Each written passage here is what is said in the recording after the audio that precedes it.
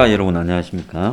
허진 대사님의 용쟁호투 시간입니다. 어제 이어서 올해 세계 경제가 어떻게 흘러갈 건가 하는 이야기를 나누도록 하겠습니다. 예, 대사님 반갑습니다. 예, 반갑습니다. 예. 그 세계 경제 전망 뭐 여러 가지 지금 그 바이든 행정부의 아주 과격한 뉴딜 정책을 발표되고 나서부터 뭐 상당히 이제 시장 동향 좋은 것 같습니다. 미국 주가 시장도 긍정적인 방언을 보이고 있고요. 근데 이제 이걸 연구하면서 그간에 이제 세계 석학들이나 경제 전문가들이 지난 한 몇 년부터 앞으로 세계가 어떻게 변할 거라는 것에 대해서 예측한 걸 쭉 봤었는데 하나도 맞는 게 없더라고요.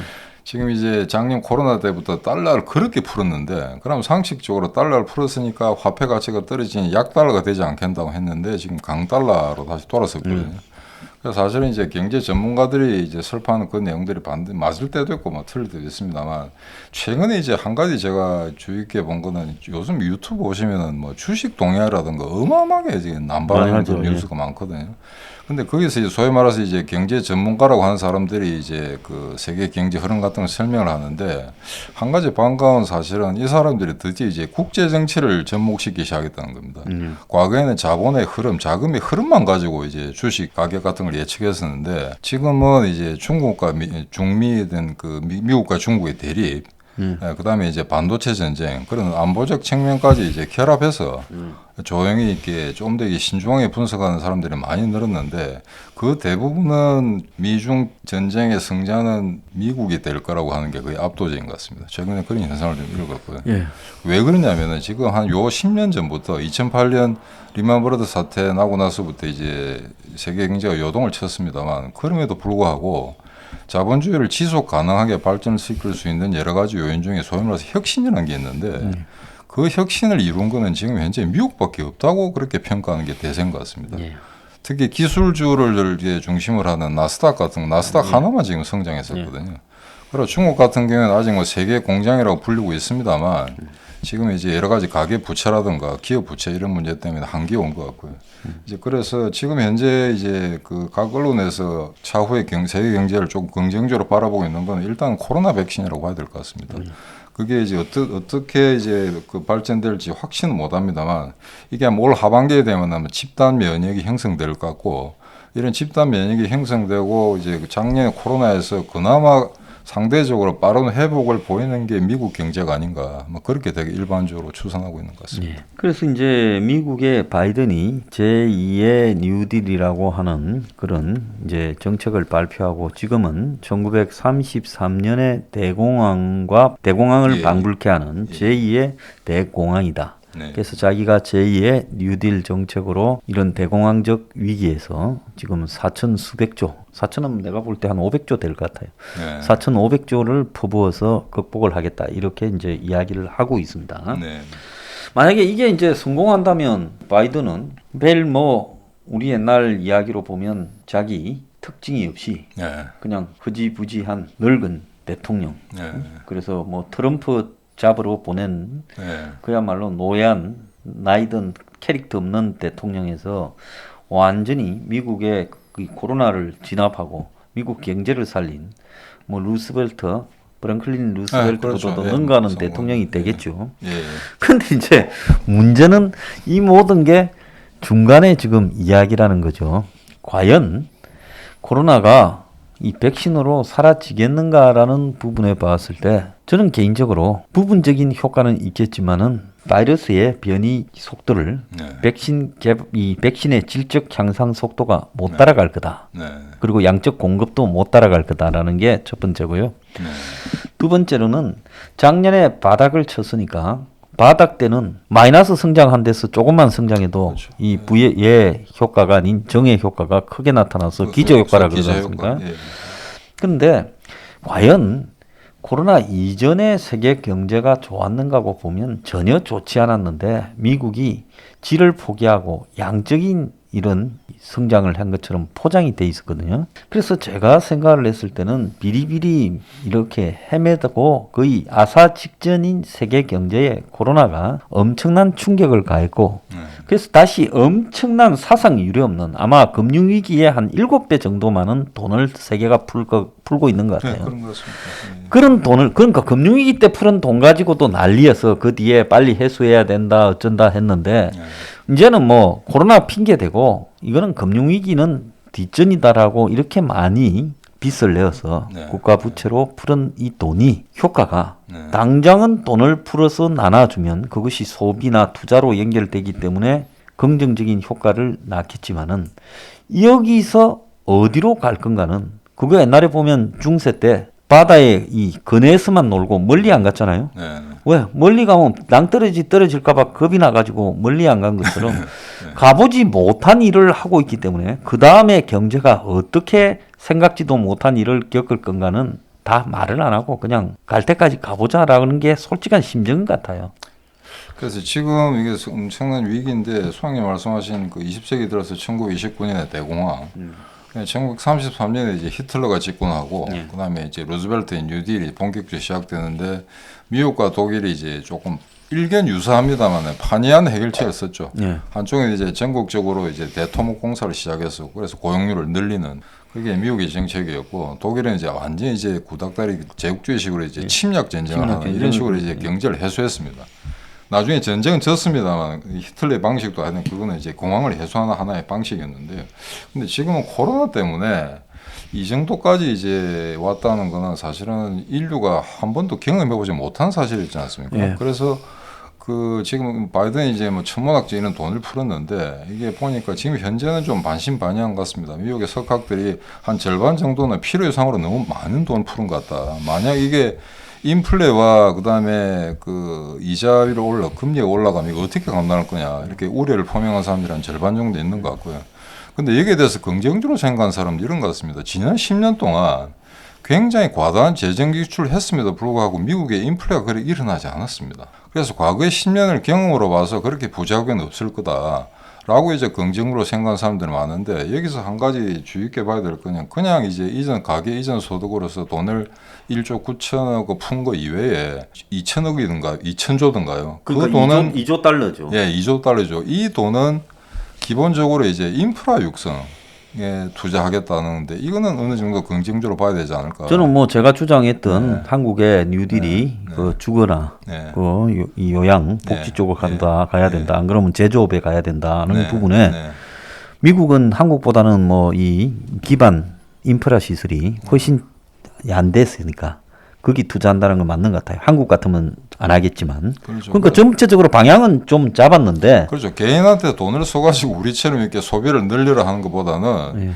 소위 말해서 소비를 갖다 지속 가능하게 쓸 수 있는 그런 토대를 갖다 정부가 맞춰주겠다는 거거든요. 그러고 이게 수차에 걸쳐서 기회 쓸 때마다 소장님이 말씀하셨습니다만 지난 수십 년 동안 미국이 제조업을 포기하고 금융 쪽으로만 특화하면서 돈을 벌어왔는데 지금 다시 이제 제조업을 갖다가 국내에서 활성화시키겠다는 여러 가지 조짐들이 보이지 않습니까? 근데 여기 하나 재밌는 건 지금 반도체 같은 경우 지금 인텔, 얘도 구닥다리 회사라고 생각되는데 삼성에 비하면은 이 인텔을 지금 다시 불러들여가지고 제 반도체 사업을 재육성하겠다는 이런 게 지금 발표가 됐었거든요. 이거는 상당히 의미심장하다 보고 있습니다. 예, 세계를 상대로 미국이 반도체를 이제 완전히 자산화하겠다. 그렇죠. 네. 근데 지금까지 보면 되게 반도체가 여러 가지 측면이 있습니다. 메모리 부분에서는 이제 삼성이 세계 최고인 것 같고요. 그 다음에 이제 일본 기업들을 제대로 좀 무시해 왔었는데 아직도 보면은 반도체를 만드는 그 생산 소재라고 이야기하는 소재 산업에 그거는 일본이 아직도 세계 탑이더라고요. 그러니까 10개 그 대기업 중에 6개가 일본 기업이고요. 근데 그 중에 하나 재밌는 게 이제 그 네덜란드에 저 ASML이던가요? 그게 뭐죠? 이름이 좀 특이해서 있는데 ASML입니다. 이 회사가 뭐냐면은 EUV라는 그 초미세 공정 하고 있는데 이 EUV라는 게 뭐냐면 Extreme Ultraviolet이라고 해가지고 극자외선 노광 시스템입니다. 근데 요거는 저는 뭐 이공개가 안 해서 잘은 모르겠습니다만 이게 아마 네덜란드 이 회사가 전 세계 독점하고 있는 것 같습니다. 100%로. 근데 일본도 이걸 만들었다고 해요. 옛날에. 만들었었는데 이 네덜란드 회사하고 경쟁이 지는 바람에 아예 생산 선비를 없애버리고 100% 수입하는 과정이 되었었거든요. 근데 그게 하나 중요한 거는 이 네덜란드 회사가 독점하고 있습니다만 이 EUV에 들어가는 소재는 또 아직도 일제를 쓰고 있다는 겁니다. 그러니까 이제 네. 미국이 반도체 전쟁을 한다라는 거는 미국이 네. 사실상 반도체를 대량 생산하는 부분에서는 네. 뭐 미국이 실리콘밸리가 그 실리콘이고 예, 예, 뭐 그 내나하고 반도체에서 네. 나온 거 아닙니까? 그렇죠. 예.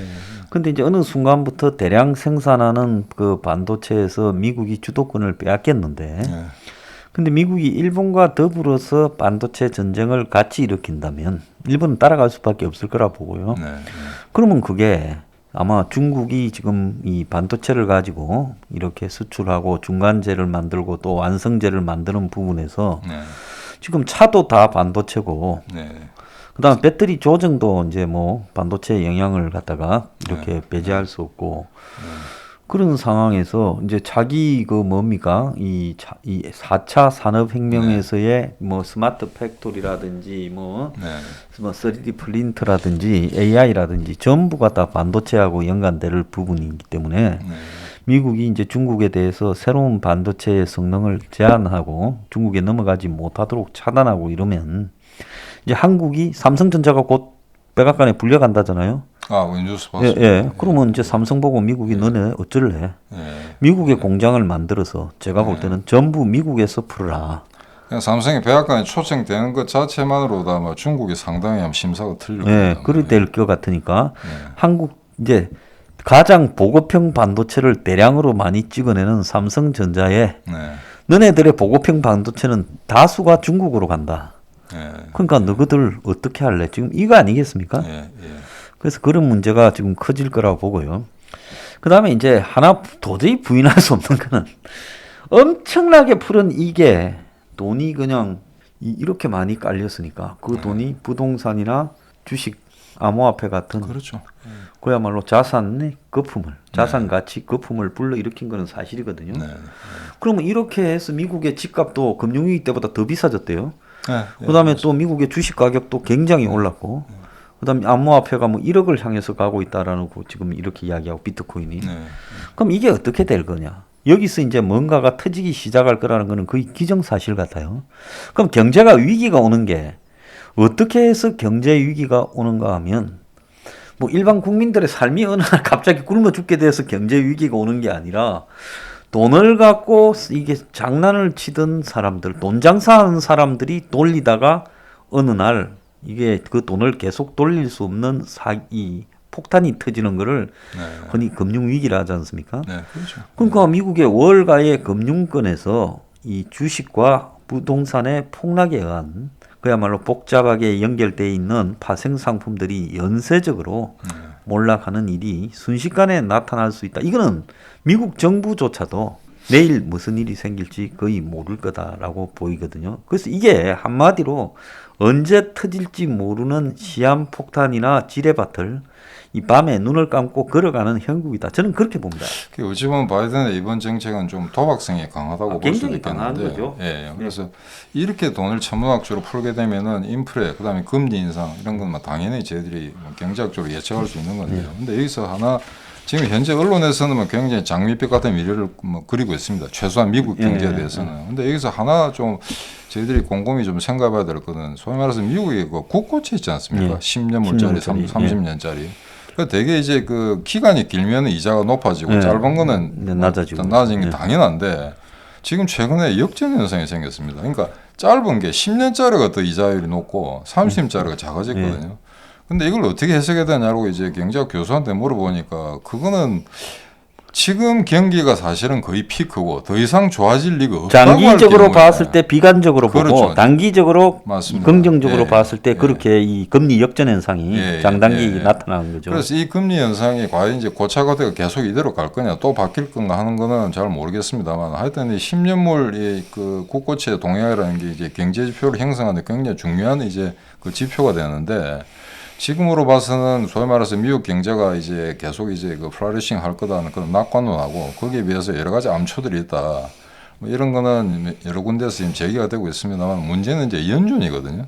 근데 1929년 대공황 났을 때도 연준이라는 건 있었습니다만 수천 개의 은행에 도산한 걸 막지를 못했습니다. 지난 금융위기 때도 예. 또 보면 예. 부당하게 예. 왜 리먼 브라더스는 문을 닫고 뭐 예. AIG나 네. 이런 것들은 다 살려줬냐 예. 골드만삭스나 그건 말이 안 되잖아요. 그렇죠. 그건 예. 굉장히 정치적인 데가 연준인데 네. 지금 제가 볼 때 바이든이 굉장히 현명한 선택을 한 거는 저 사람이 살아봤자 얼마나 사겠습니까? 10년 이상 뭐 별로 살 것 같지가 않아요. 그렇죠. 그러니까 그냥 양재물도 외상이면 먹고 보자. 내 있는 동안에는 박수 칠 거다. 그리고 내 다음에는 모르겠다라고 봤을 때는 저런 선택을 하는 것이 나름 합리적이죠. 근데 실물 경제하고 이런 경제에 그런 뭐라 그래 검증이 안 된 섭리들이 한 가지 있는데 뭐 흔히 주식 시장에서도 그런 얘기를 많이 하더라고요. 그러니까 부족한 재정 정책보다는 좀 과도한 재정 정책이 낫다고 이야기하는 사람들이 많습니다. 그래서 일단은 뭐 외상이면 소도 잡아먹고 예. 띵까띵까 보내다가 예. 그 다음에 예. 안 터질 수도 있으니까 네. 안 터지면 다행이고 네. 뭐 터지면 뭐 그때 가서 네. 뭐 그냥 터진 대로 해결하자. 그래서 요 시점에서 이제 중국 경제하고 좀 연관시켜 생각해봐야 되겠는데 중국이 작년에 뭐 마이너스 3% 성장하다가 이번에 세계은행하고 IMF에서 약 뭐 8.1% 정도 성장할 거라고 예측했지 않습니까? 그런데 그거 기억나시죠? 요전에 그 양회할 때 리커창이가 야야 8%는 안 된다 6%다라고 이야기했거든요. 그래 이거는 소장님 앞서 말씀하신 것처럼 그 별로 대단하지 않은 게 정상적인 상태에서 만약에 중국이 8% 경제 성장을 시현한다면 이건 대단한 겁니다. 근데 워낙 땅바닥에 떨어져 있었기 때문에 중국의 6% 8%라는 거는 그게 놀랄 일도 아니거든요. 중국은 6% 성장이 안 되면 이 추락하는 거예요. 그렇죠. 그런데 실은 이 6%라는 것도 미국도 지금 올해 경제 성장을 6% 넘는다고 보고 있거든요. 아무리 못해도 5% 이상은 넘어갈 거라고 보고 있기 때문에 여기서 뭐 중국 경제가 더 건실하다고 표현할 수는 없습니다만 지금 제가 요로요로에서 듣고 있는 바로는 중국이 굉장히 지금 긴장하고 있는 게 중국은 소장님 그 거주 이전의 자유도 없지만 또 문제 하나 이런 게 있더라고요. 외국에서 돈이 들어오지 않습니까? 제가 중국에서 소장님 돈을 보내지 않습니까? 달러를 보내도 달러는 못 가진다는 겁니다. 전부 위안으로 바꿔야 되고 그러니까 일반 강제적으로. 국민들이 달러 구자를 못 가지는 상태죠. 자, 그러면 미국에 달러가 저렇게 넘치면은 상당 부분은 이제 중국을 비롯한 신흥국가 아마 금융시장으로 들어갈 겁니다. 그러면 중국은 아무런 재정 조치를 시행하지 않았는데도 은행에 어마어마하게 이제 위안화가 늘어나게 되는 거죠. 그럼 결국 그게 인플레를 조장할 거고, 그럼 결국 금리를 올리게 되지 않습니까? 금리를 올리게 되는 순간 다 돈이 미국으로 빠져나간과 동시에 그간에 중국이 과도하게 만들어 놓은 부동산 거품 이게 깨질 거란 거죠. 그래서 지금 서울에 들어와 있는 소위 말해서 이제 친중적인 입장을 취하고 있는 이제 경제학 교수들도 가장 이 점을 하면 우려한 것 같습니다. 중국 경제는. 그래서 중국에서 정부에서 네. 웬일인지 해외 자산을 전부 사라고 네. 기업들에게 지금 권유를 하고 있다. 네. 왜 그러냐? 혹시라도 중국의 지금 이 자산 거품이 이제 꺼져서 중국에게 똥이 될 때 해외 거를 붙들고 있으면 맞습니다. 예. 중국 기업들이 그걸로 나중에 매각해서 손실을 메꿀 수 있지 않겠냐고 중국 정부에서 해외 자산을 사라는 이 해외 주식을 사라고 지금 이러고 있고 두 번째로는 중국의 지금 이 엊그제 살살 나오는 이야기인데 부동산 가지고 중국이 굉장히 지금 위기의식을 느끼면서 이 부동산 거품을 중국이라는 저렇게 많은 땅덩어리에 엄청나게 지어놨잖아요. 가면 뭐 입이 딱 벌어질도록 뭐 소도시에도 어마어마하게 깔아놓은 저 부동산을 대부분이 그 또 부동산 소유주가 이 중국의 그 공기업이나 이런 이 지방 정부 관련 재산이 많죠. 그러니까 저거를 갖다가 이제 어떻게 할 거냐라는 부분에 큰 문제가 돼 있는데 저게 잘못하면 수습이 못 되고 터져버릴 수가 있다라는 그런 이야기도. 그러니까 중국 부채는 뭐 어제 오늘 일이 아닌데 뭐 얼마든가요. 그 중국 정부가 63조 위안이라고 62조 위안인데 우리로 따지면은 1경. 예. 1경인데 그거는 이제 중국 정부가 발표한 내용이거든요. 근데 지방 정부하고 다 합산해 보면 그 3경 아마 5천조 정도가 되지 않겠냐 이래 되는데 중국은 그러면 지금 현재 현행 법하에서는 민간 중국 국적자 민간인이 해외 자산 주식을 살 수가 없도록 되어 있는 모양입니다.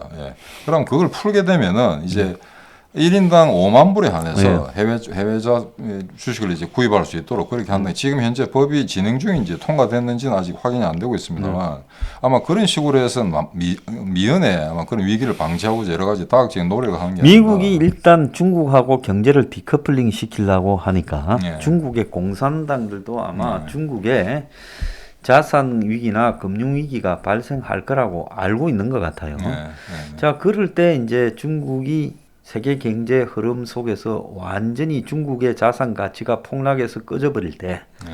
최소한 버틸 수 있는 힘이 해외 자산, 미국과 유럽의 자산 등을 가지고 버티면 네. 그래도 어느 정도는 이게 버틸 수 있지 않겠느냐. 그래서 지금 그런 것들을 장려하고 있다. 뭐 이런 이야기입니다. 근데 이제 그렇게 되면은 이제 소위 말해서 미중 전쟁 지금 현재 구도에서는 미국이 동맹국들을 끌어들여 가지고 지금 소위 말해서 경제 네, 안보 압박을 하죠. 측에서 압박을 하려고 그러죠. 그래서 그 최근에 하나 재밌는 게 보니까 그 테슬라가 도요타하고 제휴한다는 이야기가 예, 있습니다. 예. 거의 아마 마지막 단계까지 간 모양인데 이건 사실 굉장히 쇼킹하거든요. 지금 현재 전기차는 테슬라가 다 쥐고 있는데 작년 여름까지만 해도 토요타가 자체 개발한다고 그랬어요. 네, 전기차. 네, 전기차를 이렇게 대용량 축전지 만들어 가지고 한다 그랬는데 토요타가 이제 한 번 더 하겠다 그러면 이제 상당히 위협적이죠. 그런데 이 두 회사가 결합해 가지고 소위 말해서 이제 컴퓨터 관계 소프트웨어적인 거는 테슬라가 토요타한테 양도하고 그다음에 이제 그 프레임 자동차를 생산할 수 있는 그 토대 그 플랫폼 자체는 이제 테슬라한테 양도하겠다 이래 되거든요. 이러면 이게 전 세계 자동차 시장을 얘들이 다 먹게 됩니다. 둘이가 이제 네. 굉장히 잘하는 부분을 집중해 네. 갈 수 있다라고 하는. 그래서 이런 일련의 그걸 보면은 아주 명시적으로 나타난 건 아닙니다만 미국이 주요 동맹국인 일본하고 이런 식의 어떤 산업 제휴 관계를 계속 맺는 건 이것도 결국 중국을 갖다 고의 경제적으로 전략이에요. 봉쇄하기 위한 그런 일련의 조치들 아닌가. 그래서 최근에 있던 경제 문제를 해석하거나 이해하는 데 있어서 이 안보 측면을 배제시키면 이해가 안 되는 부분이 상당히 많은 것 같습니다. 네, 그래서 이제 일본 입장에서 봤을 때는 기술력은 가지고 있고 그다음에 이 맥 분야의 성공한 경험은 가지고 있는데 네. 일본은 이제 제일 부딪히는 게 시장 문제에서 네. 미국하고 계속 부딪혔잖아요. 그렇죠. 네. 그러니까 이제 미국이 중국을 포위하고자 하는 부분에서 일본이 일정 정도로 이 포션을 네. 미국 자체의 제조업을 살려주는 쪽으로 양보하면서 네. 자기들이 잘하는 대로 이렇게 해서 가서 미국 시장이라는 걸 전체를 갖다가 효율적으로 접근하겠다라는 전략은 굉장히 잘한 것 같아요. 그래서 과거 일본이 이제 미국을 앞질지도 모른다는 지금과 똑같은 상태죠. 지금 현재 중국이 미국의 한 GDP 68% 70% 정도인데 일본이 굉장히 위협적으로 나올 때가 있었는데 그때 반도체 가지고 굉장히 장사를 잘하다가 저도 분명히 기억이 납니다. 일본이 미국에 대해서 이제는 우리도 말을 할 때가 됐다라고 했다가 까불다가 프라자 협정 맺고 난리 났지 않습니까? 그래서 아마 그런 실패를 경험했기 때문에 아마 일본은 다시는 절대는 이제 아마 그렇게 하겠죠. 미국에 대항하거나 그러진 않을 건데 워렌 버핏이 그런 이야기를 했더라고요. 해외 투자자들 모아놓고 한 세미나에서 미국에 적대하는 지에 절대 투자하지 말아라고 이야기하더라고요. 그 이제 미국의 바이든 정권의 중국에 대한 방침이 네. 중국의 인권 문제를 제기하면서 네. 사실은 경제적 반도체 대립까지 시작되면서 극단적으로 끝까지 갈 것 같다라는 쪽으로 해석이 많이 되고 있어요. 네. 그래서 미중 다 자기 나라의 경제적인 여러 가지 어려움을 상대 측의 문제로 제기하고 그러니까 근본적인 네. 적, 네.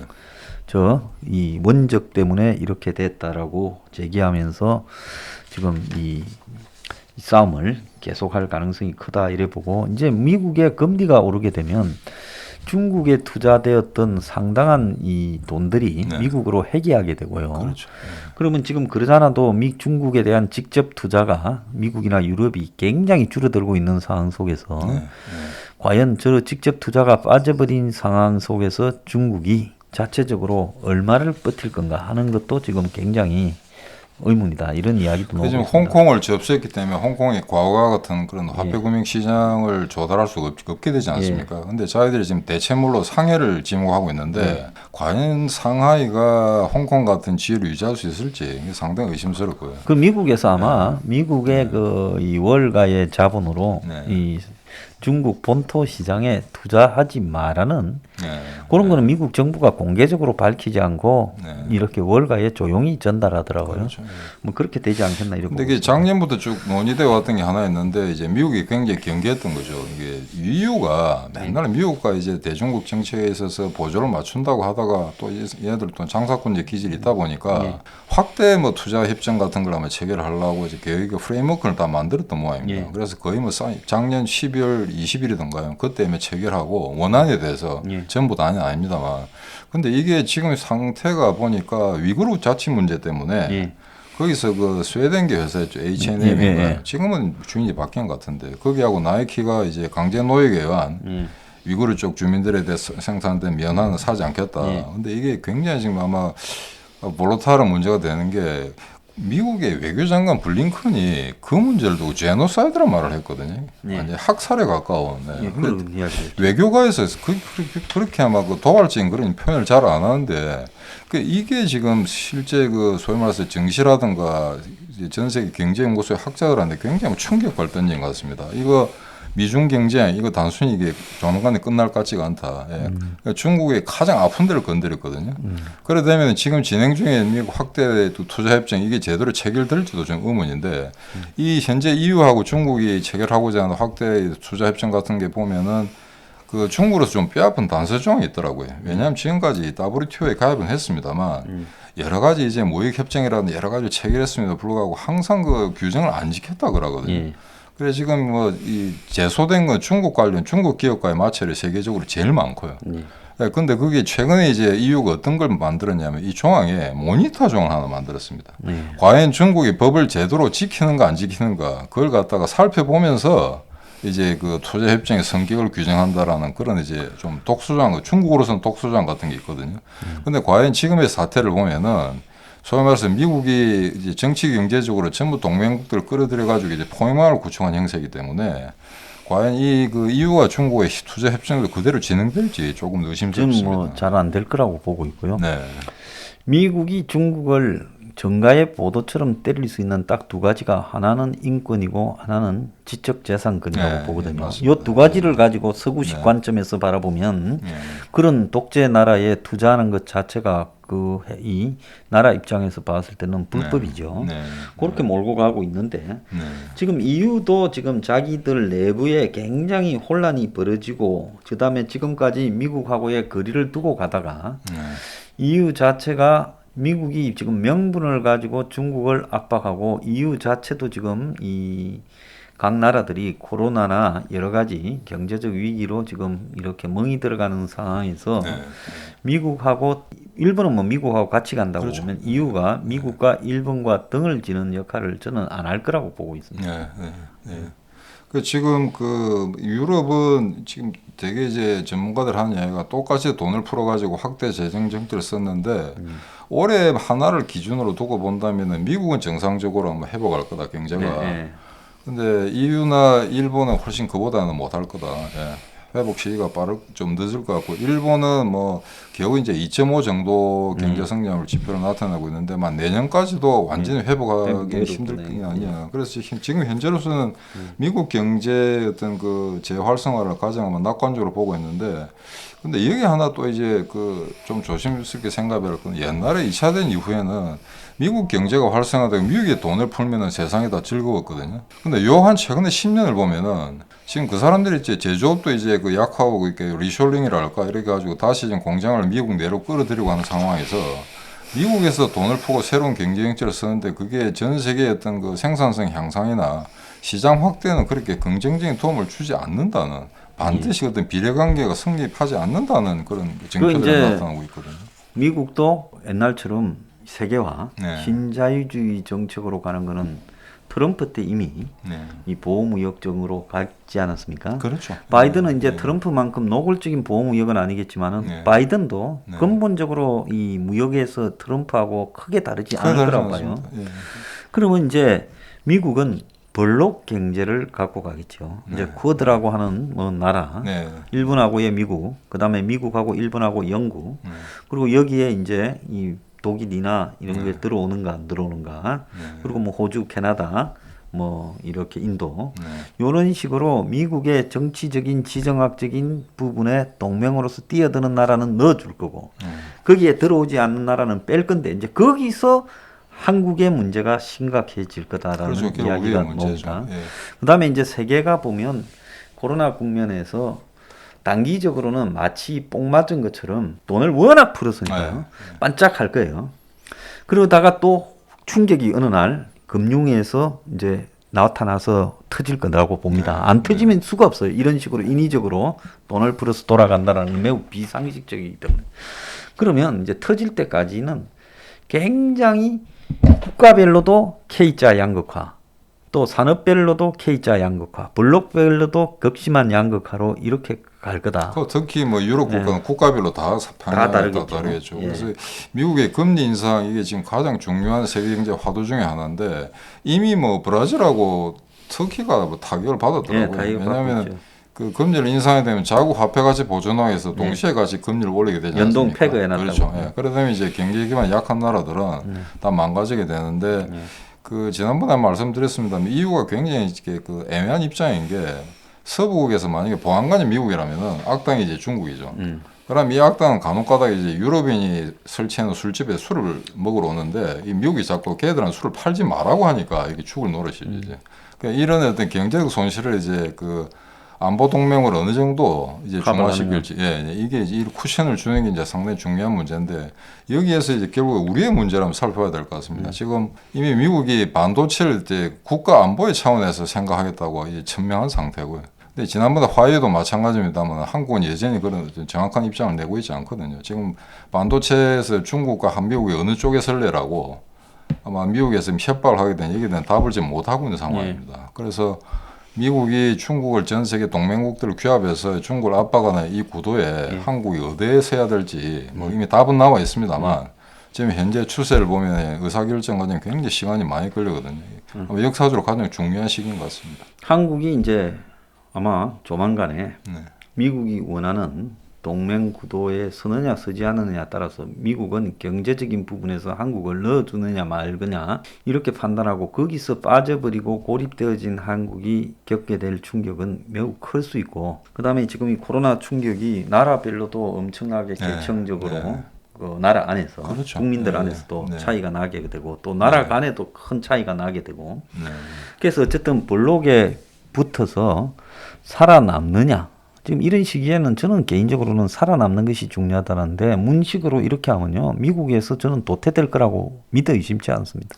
이 잘못하다가 지난번에 너무 이제 90년 초에 일본이 까불다가 프라자 협정 맺고 만약 잃어버린 20년 위기를 맞게 되듯이 한국도 그와 유사한. 근데 다만 그 당시에는 경제적으로 일본이 타격을 받았습니다만 소위 말해서 미일 동맹이랄까 이 안보 동맹의 근저는 전혀 훼손되지 않았거든요. 일본이 또 그거에서 받은 게 그 원전의 재처리 기술까지도 그렇죠. 하도록 허용받았죠. 그래서 일본은 지금 현재로서는 절대 미국과 떨어질 수 없는 그런 정치 경제 공고한 동맹을 맺고 있는 상태입니다만 한국은 이제 경제뿐만 아니고 지금 안보 측면에서 좀 떨어져 나가려는 이런 상황이거든요. 그래서 이거는 굉장히 저희들이 이제 조심스럽게 지켜봐야 될 상황인데 이건 뭐 정권 교체 이외에는 답이 없는 것 같습니다. 무식하면 용감한데 좀 무식하기 때문에 용감한 것 같아요. 겁을 상실하고 그리고 뭐 걱정도 별로 안 하는데 지금 제가 봤을 때 자영업자 문제가 저게 터지면요 그 가계부채가 제가 볼 때 금융위기가 올 건데 이제 금융위기가 왔을 때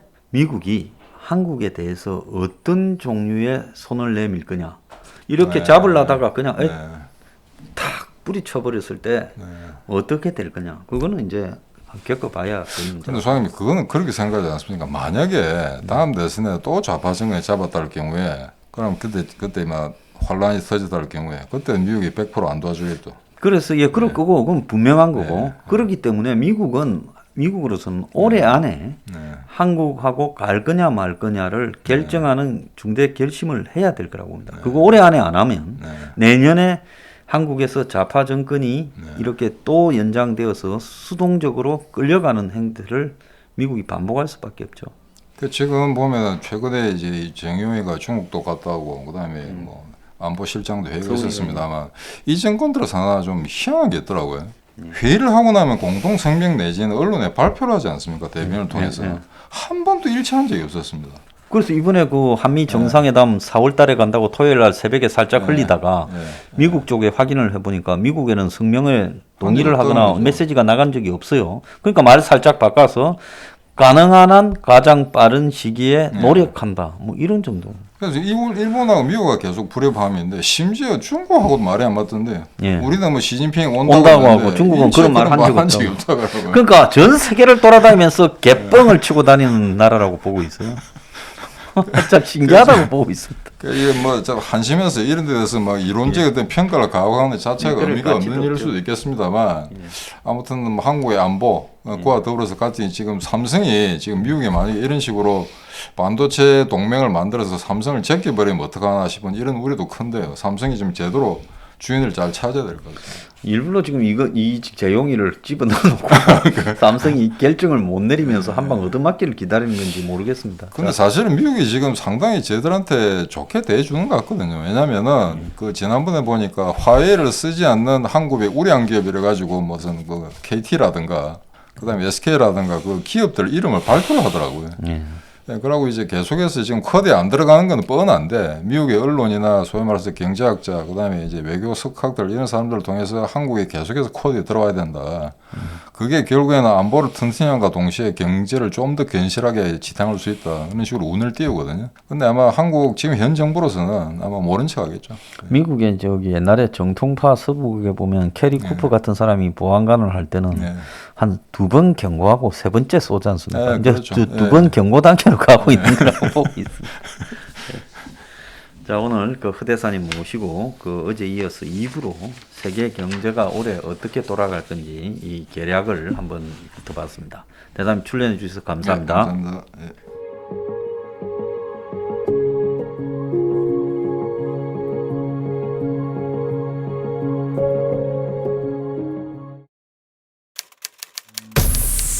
We are